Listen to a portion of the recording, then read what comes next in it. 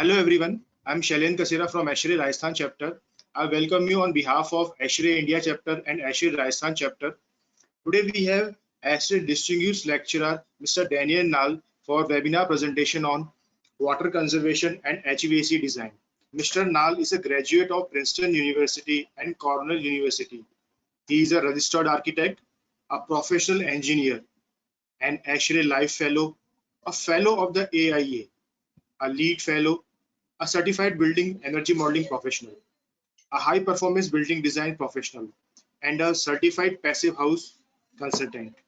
ASHRAE activities include the ASHRAE Advanced Energy Design Guide Steering Committee, Chair of SPA 227, the Passive Building Standard, the Building Energy Quotient Ad hoc and Oversight Committee, and TC 4.7. He was one of the contributors to the Engineer's Notebook monthly column in the ASHRAE Journal. He received the ASHRAE New York Chapter Distinguished Service Award in 2011 and the ASHRAE Distinguished Service Award in 2012. Mr. Nal was named one of the 25 newsmaker of 2007 by Engineering News Record magazine. He was named Outstanding Practitioner 2004 by the US chapter of the International Building Performance Simulation Association. He is the author of over 40 papers in technical and professional journals. He has been a visiting lecturer at the University of Pennsylvania, Cornell University, and Princeton University School of Architecture, and an adjunct associate professor of architecture at Columbia. Before handing over to Mr. Nal, I request all the participants to raise the query through question tab. Mr. Nal will take your query after the presentation. Recording of this webinar will be available on YouTube channel of ASHRAE Rajasthan chapter. Now I would like to request Mr. Nal to deliver the presentation. Sir, over to you. Thank you very much, Osama. This is my first ASHRAE DL in digital format. I wish I could be there in person, but then again, the world has changed significantly in the last 4 months. And so we're going to be doing things, a lot of things remotely going forward, I think. So this morning, it's morning my time, afternoon, early evening your time. I'm going to be talking about water conservation in building design. This presentation is certified for continuing education by the American Institute of Architects. I doubt that that really applies to anyone in this audience, but then sometimes it does. It's also accredited for 1 hour of general continuing education hours by GBCI for the continuing education requirements for your lead AP. You can self-report your attendance to this.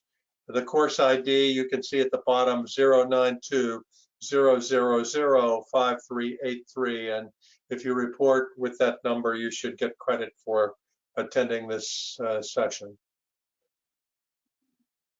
Today, we're going to talk about options for water conservation and wastewater harvesting techniques.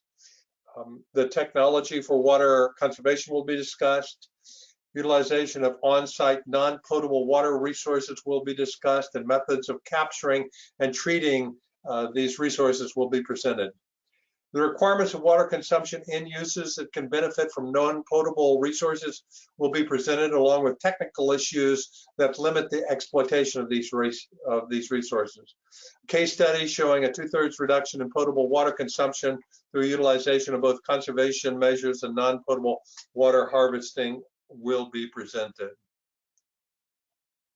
So the learning objectives is to recognize how HVAC systems use water and how they generate non-potable water resources, integrate different strategies of water conservation for dramatic reductions in consumption, allocate different types of reclaimed water to different uses, different types of non-potable uses, and overcome contamination issues to optimize reuse of harvested wastewater.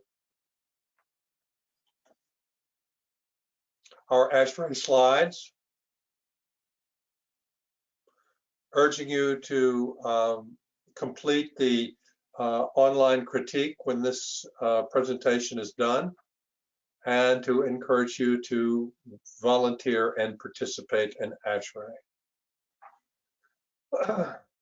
Here is an outline of today's presentation: the upcoming water crisis and the natural water cycle, water conservation opportunities in buildings, non-potable water resources in buildings and end uses that don't require potable water, non-potable water treatment options for buildings, the total dissolved solids issue for treated wastewater and methods of dealing with that issue, a successful case study for dramatic water use reduction. This is the projected global water stress for 2030. I think it says at the top 2040, but the slide is for 2030. I think there is an updated 2040, and I think probably the picture is even more bleak, showing a great segment of the world with severe water stress, and some areas of the world where the water stress is so severe that it has a negative impact on the economy. If we look at per capita water consumption, we can see that India is actually doing quite well, compared certainly with United Arab Emirates, Canada, and the United States. So perhaps you're already making use of many of the measures that are going to be proposed in this presentation. If we look at the natural water cycle, we can see that the vast preponderance of water on the face of the earth is in water storage in the oceans. However, the total dissolved solid content of the water in the ocean make it really unusable for most human applications. We certainly can't drink it. Washing with it, well, not so much. If we had salt water available in our homes, we could flush our toilets with it. On the other hand, this salinity content would likely disrupt the functionality of our traditional wastewater treatment plants. So maybe that wouldn't work either. The issue is that clean, fresh water is available in liquid form in only a very small portion of this entire water cycle. Most of the water is in saline storage in the ocean or as water vapor in the atmosphere. It's only after it condenses from the atmosphere and falls on the surface that it becomes useful. Unfortunately, our means of handling water falling from the skies is traditionally to capture it, put it in a pipe, rush it to the nearest river where it rapidly flows to the ocean where it's no longer usable. So we don't really, in most places, we do not really try to integrate human use into the natural water cycle. So when we look at water conservation in buildings, there's a number of standard strategies, and here's a list. We can basically want to reduce our primary potable consumption using low flow fixtures, water sense appliances. We want to identify our non-potable end uses, things like flushing, irrigation, cooling tower makeup, exterior housekeeping. That's washing off the sidewalk or washing your car or something like that.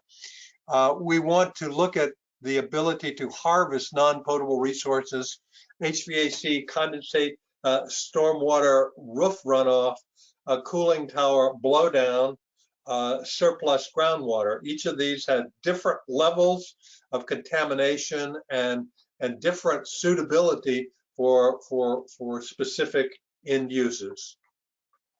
So our residential low-flow plumbing fixtures, excuse me, there are a lot of them on the market. We can specify low flush rate water closets. We can specify low flow rate lavatory faucets, low flow rate shower heads. We can specify low flow rate kitchen faucets. Oops. We can also utilize cooling tower blowdown control. And I'm not going to go into all of these calculations here, but you can look them up, or you can take a screenshot of this and use it yourself. But basically, what we're saying here is that typically cooling tower blowdown is controlled or not controlled, perhaps at a constant rate. It just happens, or you have periodically a valve that opens and drains the basin or something of that nature. What we're saying here is that we can control the blowdown rate based upon maintaining a constant level of total dissolved solids in the basin. And typically that level of total dissolved solids is on the in the range of somewhere between 1,500 to 2,000 parts per million, and this is based upon avoiding the development of scale, etc., or excessive corrosion within the cooling plant. By doing so, by continuously controlling cooling tower blowdown, we can save a lot of water compared with more conventional, non-controlled blowdown. We can also, with respect to irrigation, control how much irrigation we do, and we can also convey it to the ground in a way that's much more efficient. So basically, underground trickle irrigation is much more efficient because the overhead spray type irrigation loses anywhere from 25 to 40% of the water in the form of evaporation. That's of course depending upon exactly how arid is your climate, how low is the relative humidity of the air. In places that need a lot of irrigation, likely the relative humidity of the air is very low, and your irrigation losses via evaporation are quite high. So what's proposed here is that you control irrigation based upon a measurement of the moisture content of the soil. You irrigate only when the soil is dry, and furthermore, you deliver the irrigation to the ground through underground trickle generation rather than overhead spray. Different types of buildings have different levels of water consumption, and that water consumption goes to different end uses. So if we look at an office building compared with a laboratory, we can see that in the office building, the preponderance of water consumption is for sanitary disposal, basically flushing toilets and urinals. The rest of it is for different types of, for irrigation or cooling tower makeup or for kitchen use or things of that nature. 73% of that water consumption in that building does not require potable water. So under sanitary, I think we might also be including water usage in hand wash sinks. So that's both toilet flushing and hand wash sinks. Of the 73% non-potable, however, it appears that 60% of that non-potable usage is for flushing. We look at laboratory water consumption, and we have 58% non-potable. The preponderance of that is cooling tower makeup, and then there is, under the potable side, we have laboratory processes and things of that nature.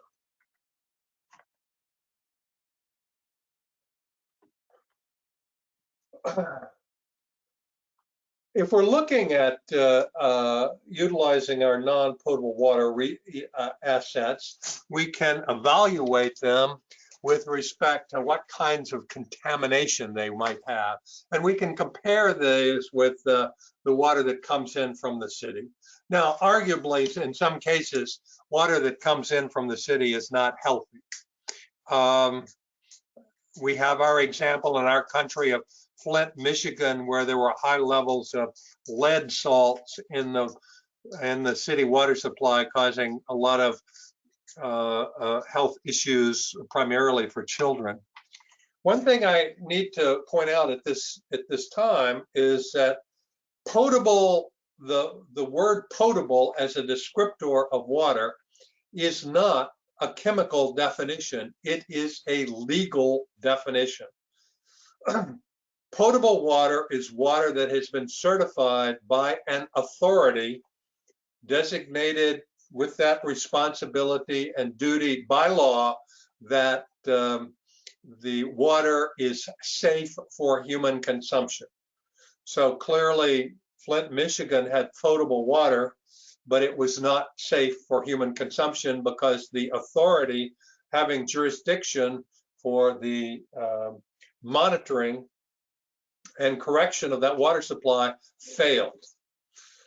So when we talk about potable water, we talk about water that someone has, some authority has taken the responsibility to verify that it is safe. So we take water like HVAC condensate, which is likely, particularly if you're using UVC irradiation of your cooling coils, HVAC condensate likely has fewer impurities than does your city water, but it is not potable unless someone is continuously monitoring it, testing it, and certifying it that its level of purity and its safety for human consumption. So HVAC condensate, while very pure, essentially, you know, it's distilled water, is not potable. Stormwater from the roof, not potable, and so on and so forth.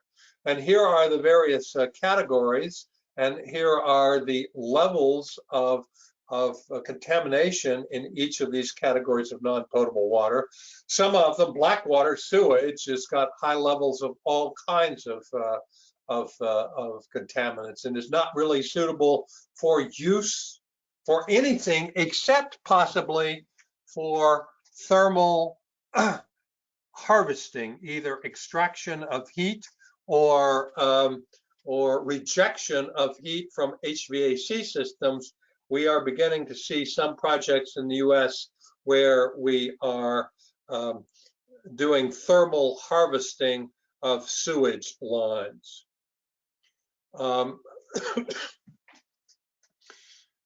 We often hear the term Greywater. That term is not well defined. There are different types of gray water, typically storm water off the roof, and wash water, which is water reclaimed from hand wash sinks, perhaps showers, bathtubs, dishwashers, that sort of thing, clothes washers, wash water. Both wash water and storm water are often classified as gray water, but you can see that they have different levels of different types of contamination. Specifically, wash water often has a much higher concentration of dissolved organic content than does stormwater, and that has implications, particularly if you're going to store this water for later use. It's typically safer to store stormwater for later use because it has low level of dissolved organics, perhaps sufficiently low that they can be consumed by bacteria using the dissolved oxygen that's in the water, and thus the stormwater does not become fetid.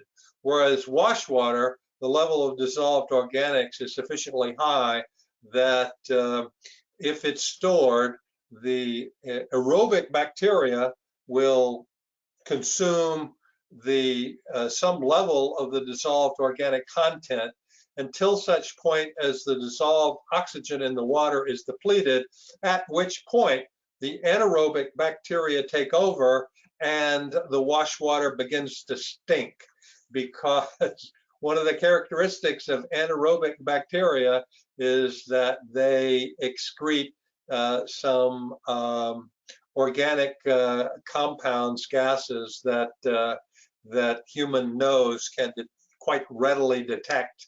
And very different characteristics in terms of how you handle that water.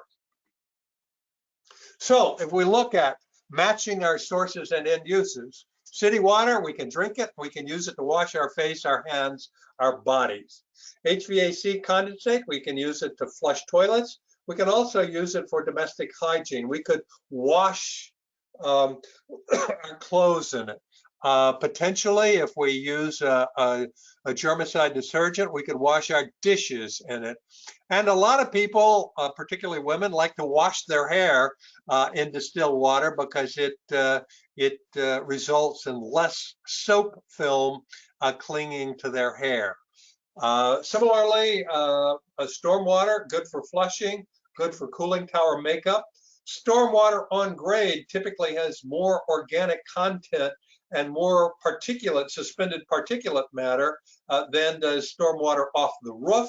And therefore, I wouldn't want to put stormwater from the grade into my cooling tower because I'd wind up with sludge issues ultimately, but certainly can store it on site and in ponds and various kinds of open water features, and then use it for irrigation of the rest of the land when we have a dry period. Wash water can be used directly for irrigation if you do not store it and if you use underground trickle irrigation. The California Department of Public Health, which has been very active in reviewing this technology, specifies that there has to be a certain distance of dirt, like 1 inch or something, between possible human contact and the delivery of this water. So you can't use wash water directly for, let's say, flushing, because it is adjacent to a human occupancy. And when you flush the toilet, it typically creates a plume of aerosols and droplets that come up into the air. And it's quite possible that your wash water might have been stored and might have grown some bacteria that might be injurious to human health. However, if you treat the wash water with a biocide, chlorine, or ozonation and that sort of thing, it's possible to use the wash water for flushing. However, having said that, you still have the issue of when you apply the biocide and whether or not in the process of storing you're going to grow something. Cooling tower blowdown. The problem with cooling tower blowdown is that it's got a relatively high level of total dissolved solids. Remember, we're controlling our cooling tower to maintain 1,500 to 2,000 parts per million for level of dissolved solids, whereas typically your city water is going to have somewhere between 50 and, in the case if you've got very hard water, as much as 200 parts per million. So this water has a very high level of total dissolved solids. You could not drink it. It would be unhealthy.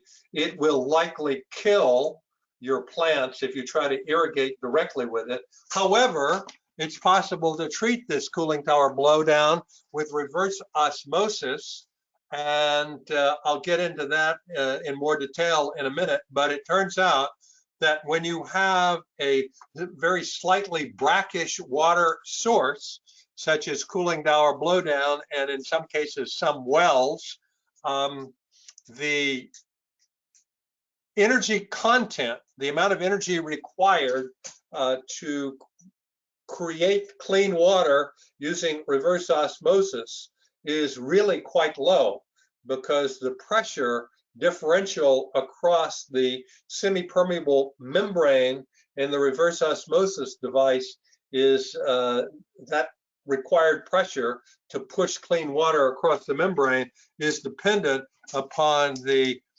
total dissolved solid level in the source water. And if it's quite low, that energy requirement is quite low. Then we have treated black water. So we have to treat the black water, filter it, let it settle to get the solids out of it, and then treat it typically biologically with bacteria to remove all of the organic solids or organic, both suspended particulates and dissolved organics, to use bacteria to convert those to carbon dioxide and water, and occasionally some salts such as nitrates or sulfates, small amounts. Once this black water is treated, depending upon the content of total dissolved solids in the treated black water, we could use that for cooling tower makeup or irrigation. So we have our criteria for using non-potable water. So there are several different measures of the level of contamination of non-potable water.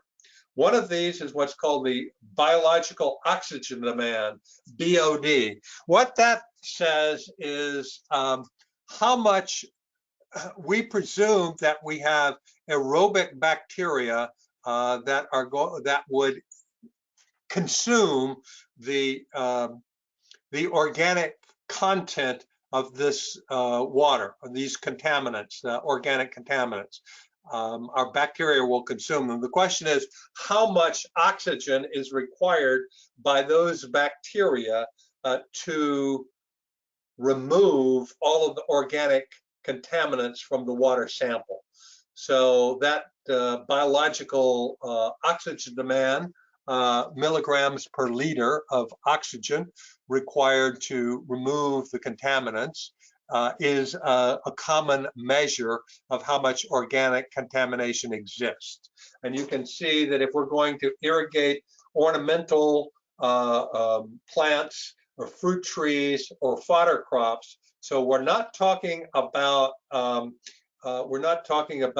potatoes or carrots or crops that have or leafy crops such as spinach or things like that, or celery that you eat directly. But we're talking about fruit trees where the irrigation occurs remotely from the consumable part of the crop, or fodder crops that are fed to animals, or ornamental plants which you don't eat.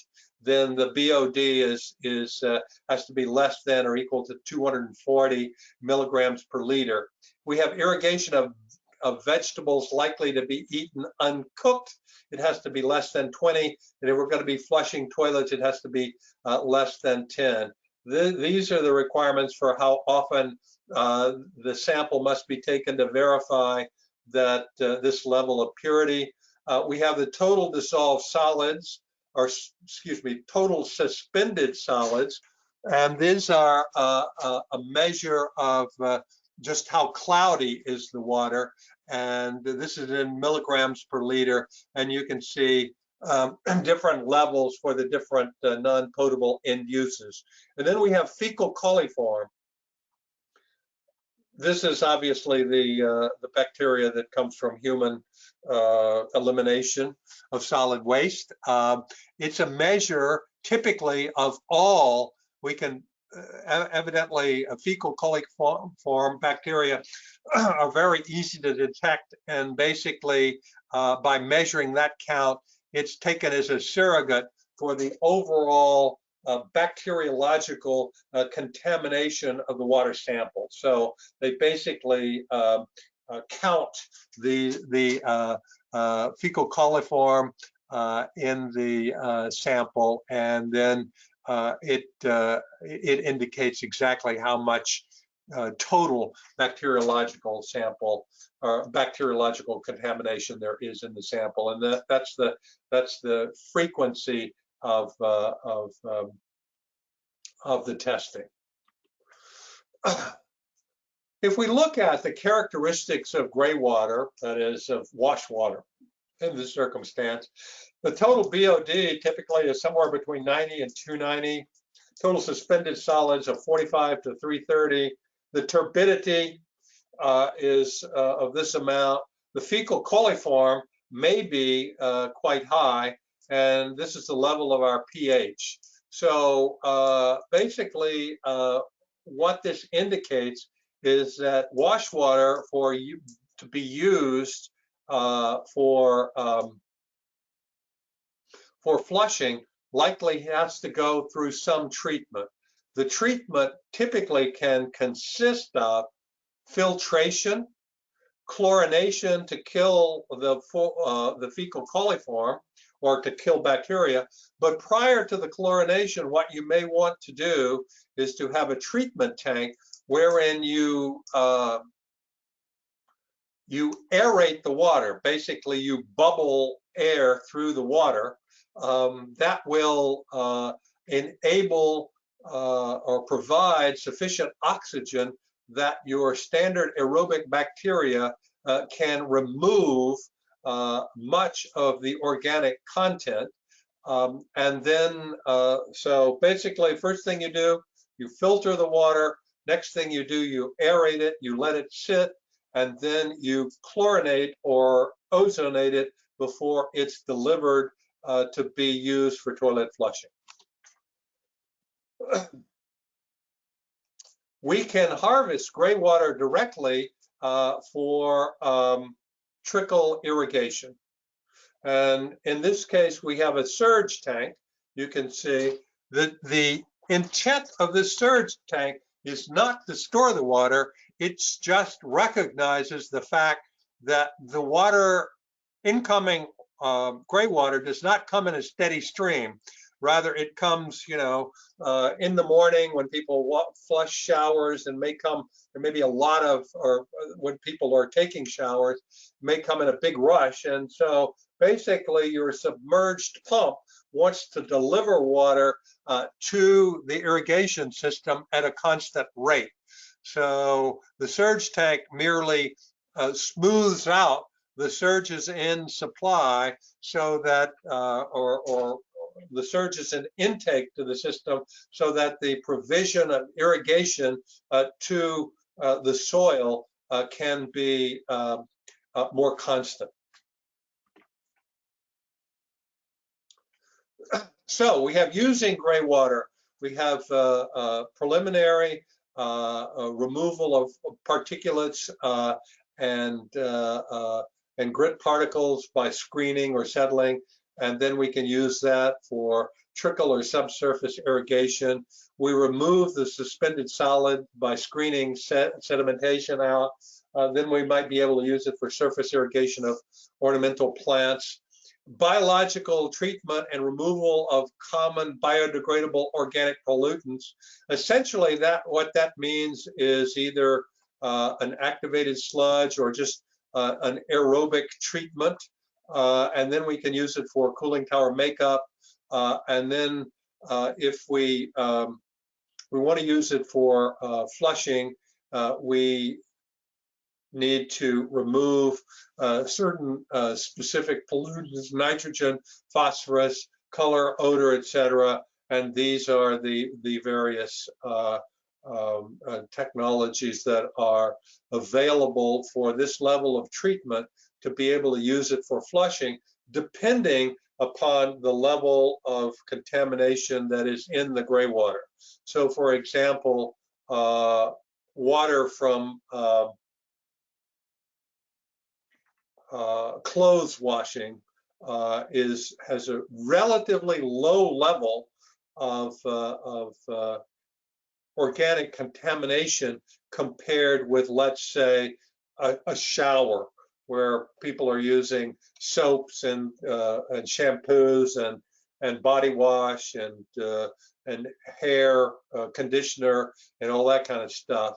So you get a relatively high level of organic content from a shower, whereas with clothes washing, you have both a wash cycle and a rinse cycle, and the level of soap detergent is relatively low. Here are our criteria for interior usage of recycled water, and this is from ANSI NSF Standard 350. We have here these various criteria, and so what we're saying is that if we're going to use non-potable water and this is when we say interior usage, we are talking about usage adjacent to human occupancy. And so typically what that would mean is flushing of toilets. These criteria would not apply, for example, to subsurface trickle irrigation. So here we have how we might use rainwater harvesting for interior use. We catch our roof drain with our detention weir. We basically take it to a primary filter, which typically might be a centrifugal separator. We have our storage tank. We have our, and in the storage tank, we may, in fact, put an aeration pump that would pump water, would pump air, bubble it through the water to enhance the biological reduction of any organic content that might be in the water. Think about what kind of organic content we're going to have in this stormwater. Two things, primarily, one would be what I call tree trash, leaves and things like that, that manage to make their way up onto the roof. And the second thing is bird droppings. Typically, those would be the only organic contaminants. Most of the tree trash is going to be in the form of particulates of a larger size, and most, if not all of those, will be removed by your primary filter. The little bit of bird droppings, one strategy for dealing with that is what they call a first flush valve. And so what happens there is that when it begins to rain, the first tranche of water that comes off the roof is delivered to the drain.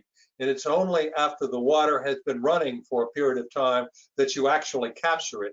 And the presumption there is that the initial sort of flood of water off the roof will bring with it all of the bird droppings, or most of them, so that the water that comes later will be more pure. So then we have our main storage tank, and then we have our secondary tank where we do the treatment, and you can see that right here. So it's at this point where we do our chlorination or ozonation. We might do UV irradiation, and in some jurisdictions we have to add dye to the water so that it has a a color so that it's people can know immediately that it is not potable. Here we have a cartoon for HVAC condensate for interior use. So in this circumstance, we have our cooling coil, we have our condensate pan, we have our UVC lamps for antimicrobial. We basically dump that into a storage tank, and then we can use the lift pump with demand control to serve our toilets. Because there is no organic content in this air typically, because, or excuse me, in this water typically, because you've filtered the air coming into the coil and you've killed any bacteria that might be trying to grow or fungus with UVC lamps, the likelihood that this water will not comply with the standards I showed previously for interior use of non-potable water. This water almost certainly will comply with those standards with no treatment. One of the strategies that has been growing around the world is what we call decentralized wastewater treatment. So the typical model of wastewater treatment in large cities is a very centralized system where you collect wastewater, sewage water from all over and then deliver it to a large wastewater treatment plant where it's discharged. The effluent, the treated sewage effluent, is discharged to a river or something like that. Typically, these wastewater treatment plants will be located outside of the city area. An emerging technology, particularly in developing in cities in developing nations, is decentralized wastewater collection and treatment, wherein the treatment, the collection is very local, the treatment is in very, very small plants, and then the treated sewage effluent is available for non-potable end uses. And here's what this looks like, a DWATS, decentralized wastewater treatment system. So we have our sewer come in, and we have a settling tank where the sludge forms, and then there's a scum, and then the water from the middle cleaner flows into a further settling tank, and then it goes through a series of aerobic treatments, and then finally goes through the several other chambers until it outflows into a constructed wetland. This kind of plant can actually be built into a street, and you can collect the sewage from all the residences or buildings on that street, and then do this under the street with appropriate manhole access. And here's basically, this is the constructed wetlands that is the final finishing step to purify the sewage water into water that could be used for further irrigation or cooling tower makeup, or with appropriate antimicrobial treatments such as chlorination could be used for flushing toilets. So what we're looking for is what I call an improved urban water cycle, where we sort of we integrate human activity into the natural water cycle, with the idea that there is no waste disposal into our surface water bodies, whether those be lakes or rivers, that we treat our waste in the process and we reuse water as available for the various non-potable end uses that we have. And arguably over the entire sort of, let's say over an entire city, much more than half of the water used in the city does not need to be potable.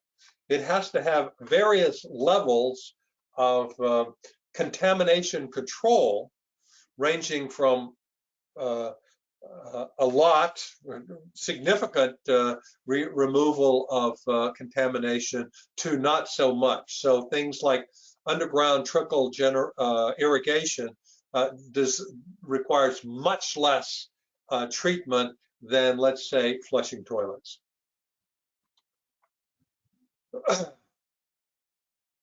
So when we talk about recycling treated sewage effluent, basically here we have our sewage water, and here we have our treated sewage water.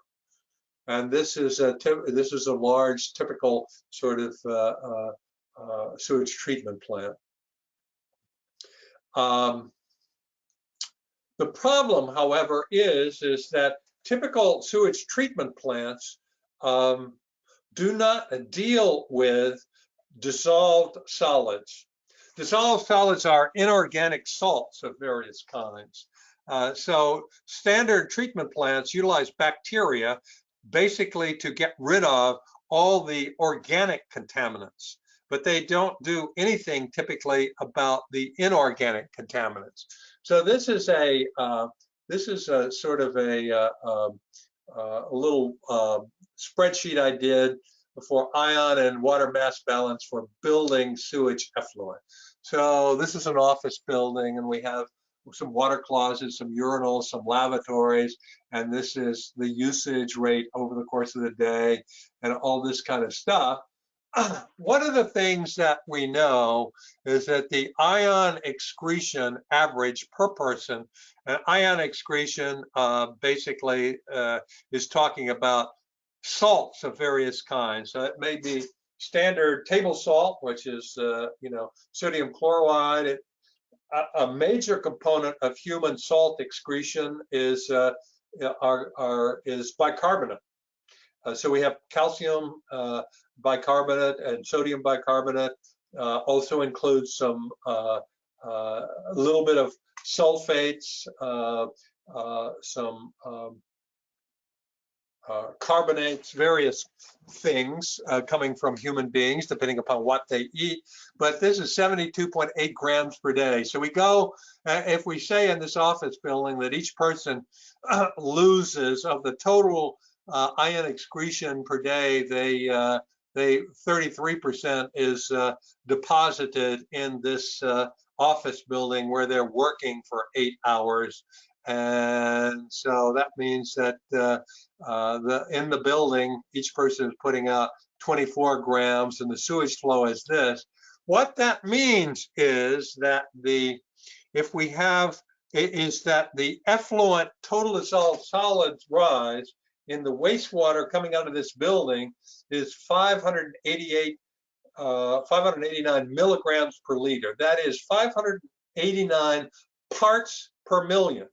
So if the water coming into this building, let's say it's hard water, and it's coming in at 200 parts per million, it's leaving at 789 parts per million total dissolved solids.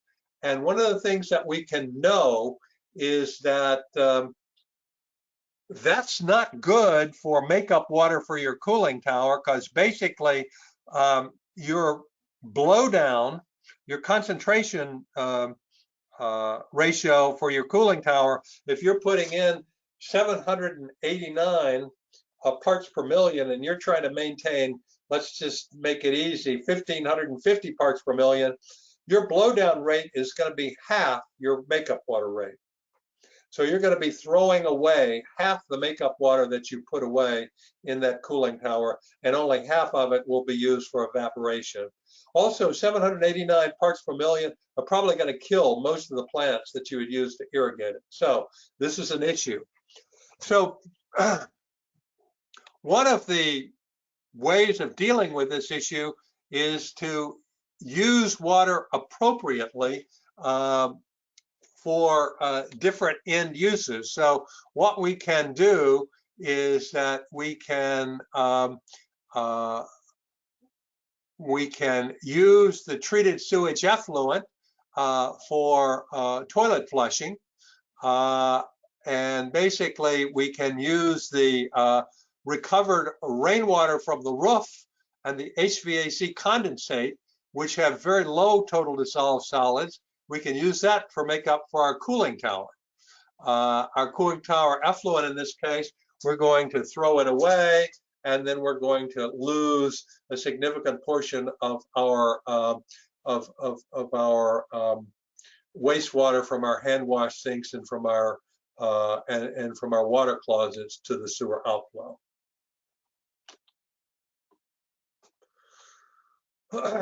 If we add a reverse osmosis treatment to this scenario, we have potable water coming in from the city. It's used for our hand wash sinks, and then it goes to our packaged sewage treatment plant, and then that high total dissolved solids water storage used to flush and for our hand wash sinks. And then we can use our reverse osmosis plant to remove total dissolved solids from the treated sewage effluent, and then we can use that in combination with our recovered rainwater, in combination with our air conditioning effluent condensate for our cooling tower makeup. Now, in the United States and in some areas of the world, some localities, some cities have a real problem with the total dissolved solids that are going into their sewage treatment plants. This is particularly a problem in Arizona, in the southwest of the United States, likely in other areas of the world, where the water is fairly hard, 150 to 200 parts per million, and most of the electrical generation is either in the form of coal or of steam power plants, whether they be coal-fired or fuel oil-fired or even uranium. They still require huge cooling towers to condense the steam back into the liquid to go through the steam cycle to drive the turbines to make the electricity. And as a result, there are huge amounts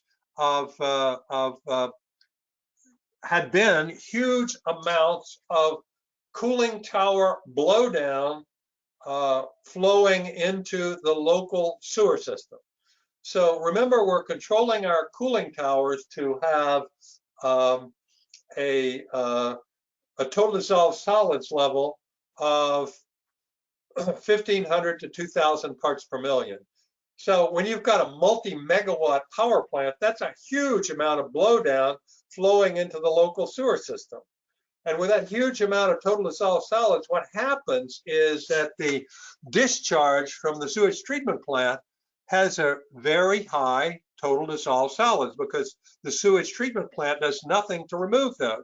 They discharge that into the river and it kills the fish. It kills the aquatic plants. And so basically you get a dead zone in your river, you know, immediately downstream of where you're discharging from your sewage treatment plant. So a number of localities have enacted what they call net zero liquid discharge from cooling towers. So basically they're telling the factory that has a big cooling tower, or they're telling the power plant, you can't put your blowdown into my sewage treatment plant. So what do these what are these facilities to do?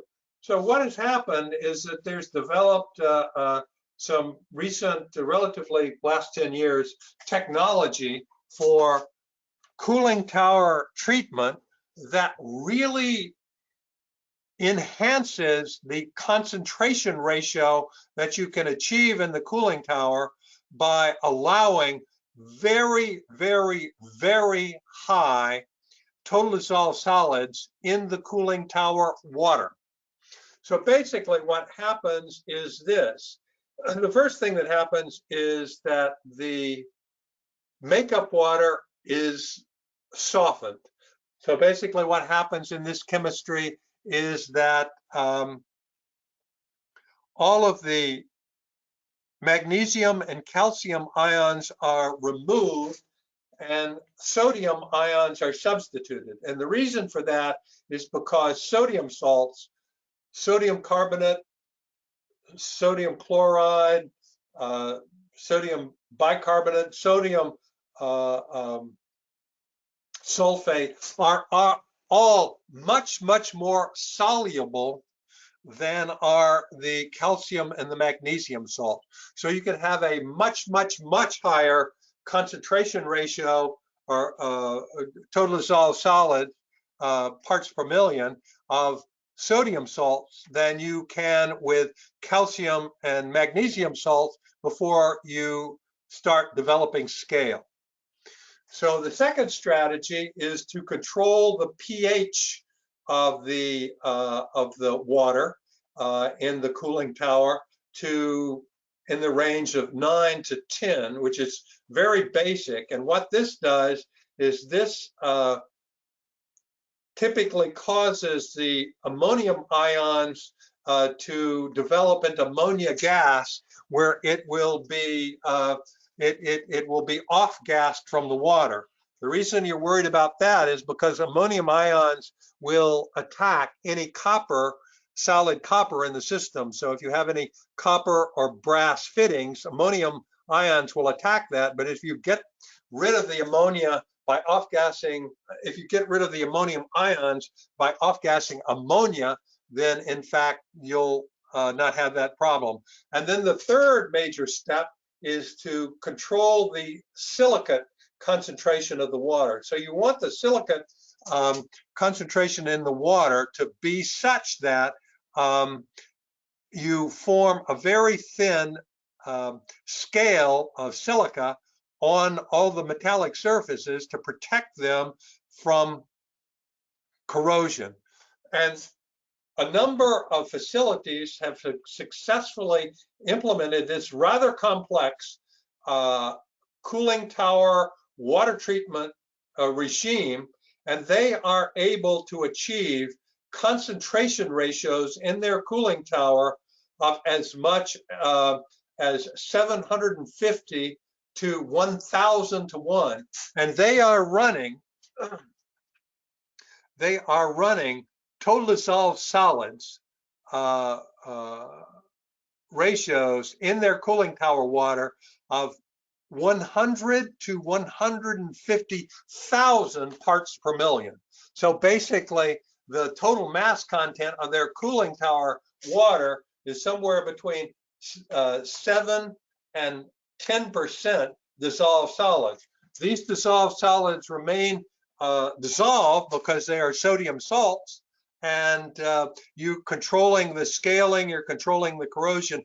Obviously, in cooling tower water that is 100,000 parts per million, you don't have to worry about any kind of antibacteriological or biocidal treatment, because nothing will grow in that water at all, ever. So don't have to worry about Legionella in that water, that's for sure. So when you do this, what happens is that you do still have a very small amount of blowdown, but you get rid of it by putting it into an evaporation pond and then harvesting the salts after the water evaporates.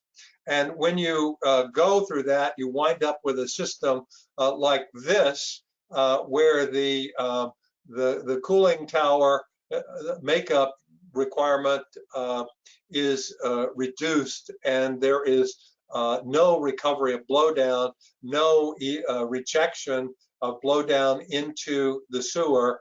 It's all the cooling tower blowdown is going into an evaporation pond. Clearly, this water, you don't want to take it through your chiller. So basically, there is a heat exchanger which separates this highly contaminated water, contaminated with mineral salts from the water that circulates through your chillers or other devices. So here basically are the potential water savings in terms of liters per year. And we can see with the different base case with no recovery, this case with sewage effluent flushing only. Here we have sewage effluent flushing and recovery of the cooling tower blowdown. And then here we have the cooling tower with the net with the zero liquid discharge. The case study is a building in your country in Mumbai, the Godrej headquarters. I worked on that project. I was the lead mechanical engineer up through design development, at which point we turned it over to the local office of our international firm, and some changes were made, and which were I might not have agreed with, but they happened, and so the performance is less than we planned for, but I can present that to you. So in the design phase, the water efficiency measures were the potable water use was limited to ingestion, personal hygiene, and food services. Everything else was going to be non-potable. So we had non-potable resource reclamation. HVAC condensate was centrally collected because we were to use a dedicated outdoor air system, and all the humidity control would be performed by the outdoor air mass flow, and so we could get all the HVAC condensate there. We were going to have a 1 million gallon stormwater storage tank. We were going to collect water from the foundation drain. So basically, this building is located about half a kilometer or some distance close to the mangrove swamp.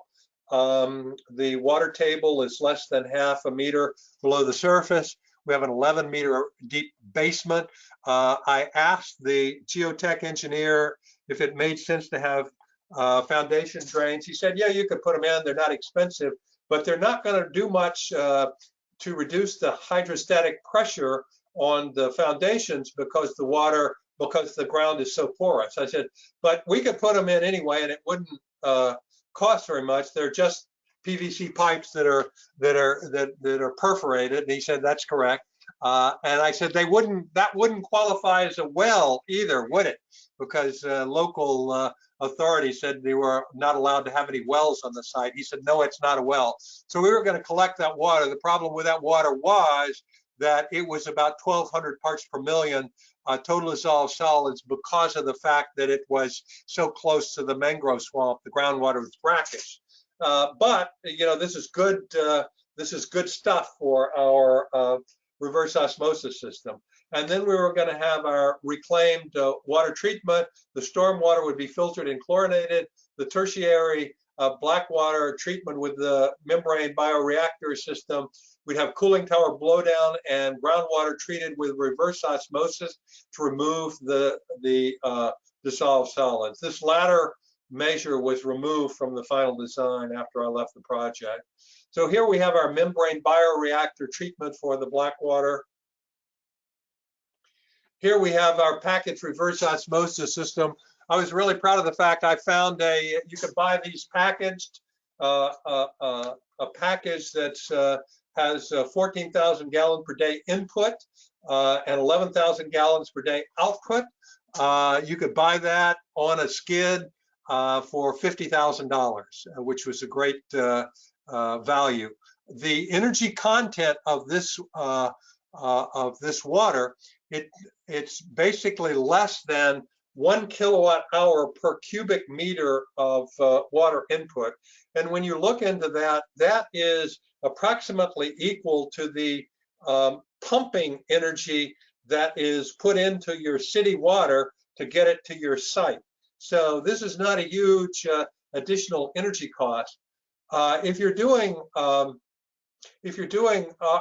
treatment of seawater, which instead of 1,500 parts per million has about 35,000 parts per million, you'll find that the energy content of desalinated seawater with reverse osmosis, the energy content is anywhere from 3 to 4 times this amount. And here's the flow diagram for this system that we designed into the Godrej headquarters. As I mentioned, some of it wasn't implemented, specifically the reverse osmosis.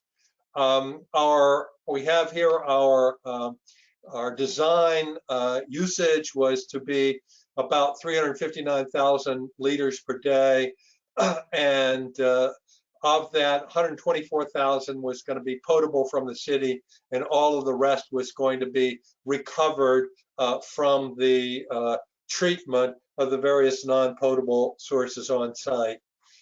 Basically, as built, with no reverse osmosis treatment and with some downsizing of the rainwater harvesting tanks, we wound up with about 200,000 liters per day potable from the city and about 135,000 total supplied from our recovery from our various non-potable on-site resources.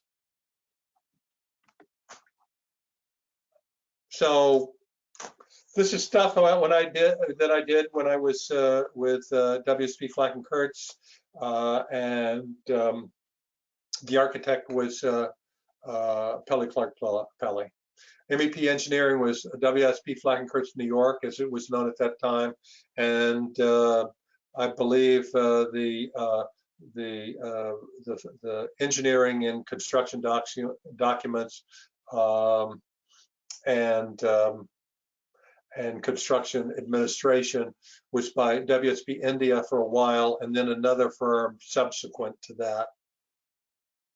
And that's my presentation. And do you have any questions?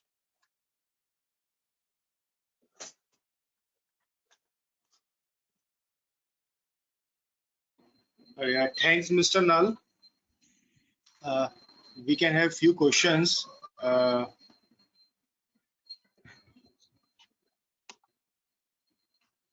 First one is it possible to replace cooling towers with closed heat exchangers? With closed heat rejection? Yes and no.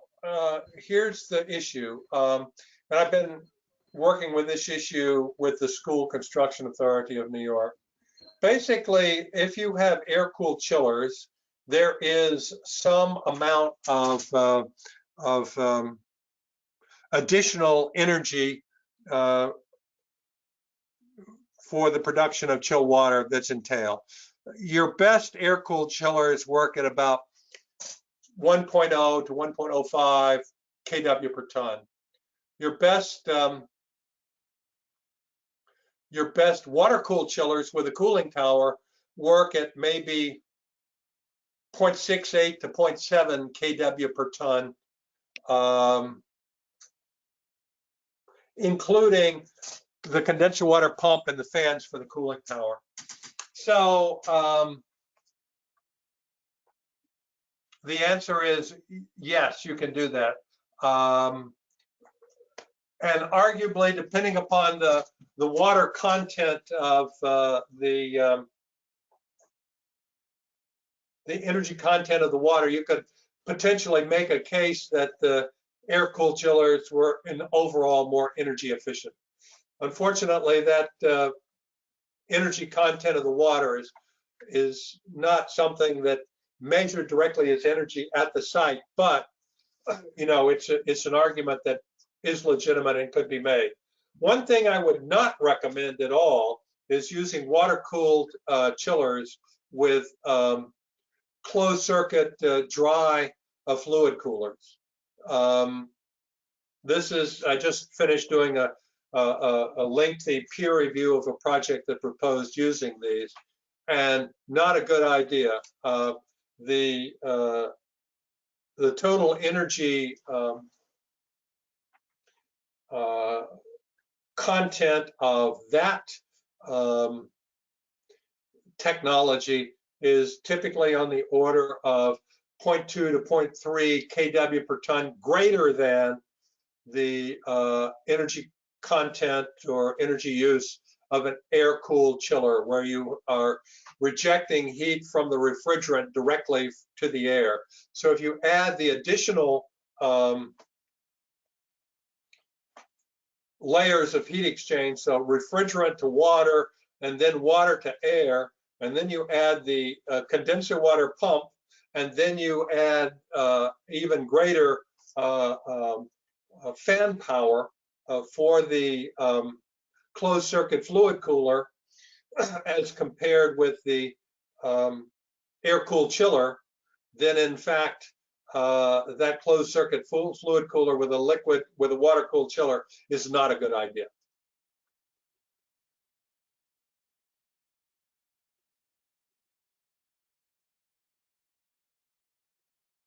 Next question is, are any filters or methods available to harvest carbon contents from black water and convert this into energy?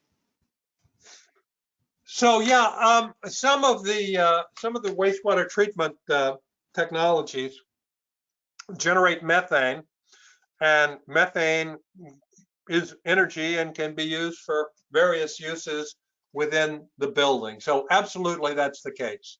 That's clearly becomes somewhat more difficult if you've got a DWATS, a distributed wastewater treatment. But if you've got a big, if you've got if your DWATS is serving, let's say, a multi-building campus, you know, you absolutely could configure your sewage treatment to recover methane and use that as a, you know, fuel for, you know, a turbine or something of that nature. And that is often done in sewage treatment plants in the United States, where they recover methane from the sewage treatment process and run a number of microturbines. Microturbines are generally somewhat more, they're somewhat more tolerant of differing qualities of the incoming fuel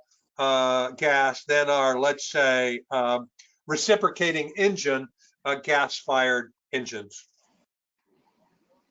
So for a country like India, where we generate a lot of sewage and we have a lot of municipal solid waste and a sewage, do you think it will economically make sense? Because India has a large chunk of these sewage treatment, the sewer water, which is all getting let into the, you know, into the rivers and things like that, and be discharging all it into and, you know, polluting the atmosphere. So will it make commercial sense? You know, has some study been done which shows that commercially it is good to get methane out, and then this can be used as energy, the payback period, etc.? Some case studies which are available. I'm not aware off the top of my head of any case studies. I would advise you to try Google search. I'm sure you can find them. But I will say this. I did do some consulting for San Jose, capital of Costa Rica. They have a terrible problem in Costa Rica, in that capital city, which is that they have no sewer collection infrastructure whatsoever. Basically, you go to a residential street in that city, and there will be trenches on the side of the road, and basically all of the sanitary and stormwater waste from each building on each side of the road discharges directly into these ditches on either side of the road. So you have raw sewage running through ditches on the side of the road. A few years ago, they decided to upgrade their system, and what they decided to do was to pave the ditches, which was the worst thing they could possibly do, because at least in the ditches, some of the water had the opportunity to percolate through the soil and into the ground and go through the natural cleansing process of filtering as the water made its way down to the ground, potentially to refresh the aquifer. And furthermore, there were plants growing in the ditches, and those plants fed off of and utilized some of the organic content of the wastewater for food, for fertilizer, and remove some of it. The problem is that they could not afford the capital expenditure of piping the entire city at one time. And you wouldn't get any benefit if you used a centralized wastewater treatment concept. You wouldn't get any benefit from it until you piped the whole city and then built your wastewater treatment plant and then started it up. And so I recommended to them that they pursue the DWATS idea, where they could pick a neighborhood, they could tear up a street, they could put the sewage treatment under the street with manholes, and then feed that secondary treated water from that DWATS into a constructed wetland that would be, let's say, in a little park-like area in the neighborhood, and then they would begin to get benefit as they finished each one of these. Now, it's quite possible that if you made the scale of these DWATs slightly larger, you could arrange to capture methane from the DWATs, because it through one or more stages of that treatment process, it's going to generate methane, and so use that and attach it to a microturbine, which would then feed electricity into the electric grid. Now, a number of landfills in the United States, this is basically where people have just cities have buried garbage and then pushed dirt up over the top of them to cover them up. And so we have mountains on Staten Island in New York, mountains that are a couple of 100 feet high that are landfills, and underneath, about 10 feet of dirt is garbage. Well, what they've been doing is they've been drilling pipe taps down into the landfill and harvesting the methane that comes out of the landfill, and use that to fire microturbines to make electricity. So I think if you Google that, you'll find lots of information about cogeneration from landfill methane. You'll find lots of information about cogeneration using methane from sewage treatment plants. So it's a technology that's being pursued in the United States for sure, and I'm sure elsewhere in the world.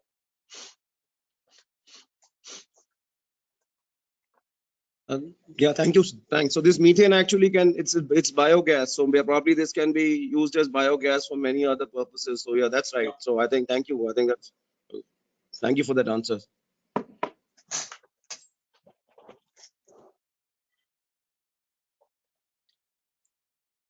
Yeah, I'm taking the last question. In this high TDS to flushing, can we use the water directly after osmosis treatment, or it's necessary to add both AC condensation and storm water to use it? Mr. Monji. So, I mean, you have to go through and do the arithmetic for yourself in terms of how much water is available for each application. And one thing to look at, remember that, and to some extent, this depends upon the total dissolved solids of your city water. If your water is relatively soft, it has on the order of 50 parts per million total dissolved solids, then you can take a lot of additional dissolved solids into the water and then use it for flushing. On the other hand, if you have a relatively high total dissolved solids in your city water, it may not be feasible to use 100% treated sewage effluent for flushing because your treated sewage effluent may have a level of total dissolved solids that's too high for use in flushing, resulting in some scale formation and some possible corrosion in your metallic components of your plumbing fixture. So that's a calculation that you would have to do yourself to look at that.